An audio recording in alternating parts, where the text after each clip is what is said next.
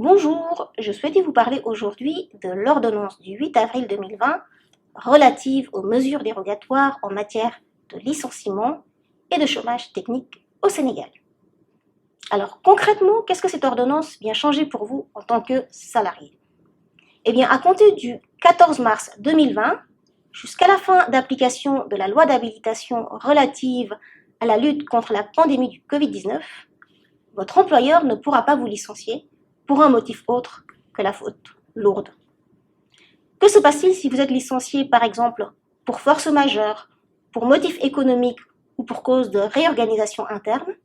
Eh bien, ce licenciement sera considéré comme étant nul. Vous pourrez saisir le juge pour faire constater la nullité et demander à être réintégré à votre poste de travail. Vous pourrez aussi demander à bénéficier de vos salaires et avantages auxquels vous auriez eu droit si le licenciement n'avait pas été prononcé. S'agissant des mesures relatives au chômage technique, eh bien, l'employeur peut toujours recourir au chômage technique, mais il devra tout d'abord en discuter avec les représentants du personnel et examiner si la mise en place de mesures alternatives n'est pas possible.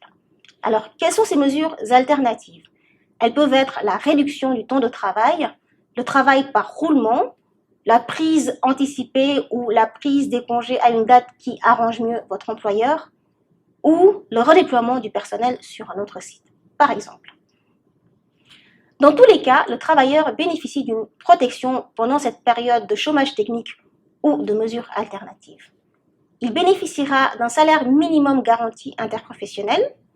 Par ailleurs, son salaire ne pourra pas être inférieur à 70% du salaire moyen des 3 derniers mois. S'agissant du salarié, il a aussi des obligations. Eh bien, pendant la période de chômage technique et d'inactivité, le salarié devra se tenir à la disposition de l'employeur, si nécessaire. Alors, il pourra être appelé pour effectuer des tâches qui correspondent à ses compétences. Alors, ce n'est pas forcément les tâches auxquelles il était habitué avant la mise en place de ces mesures, mais voilà, ce sera des tâches qui rentrent dans le cadre de ses compétences.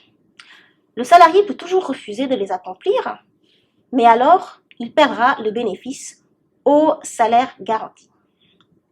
Ce refus n'est pas nécessairement un motif de licenciement valable selon l'ordonnance du 8 avril, sauf à considérer que le refus constitue un motif de licenciement pour faute lourde.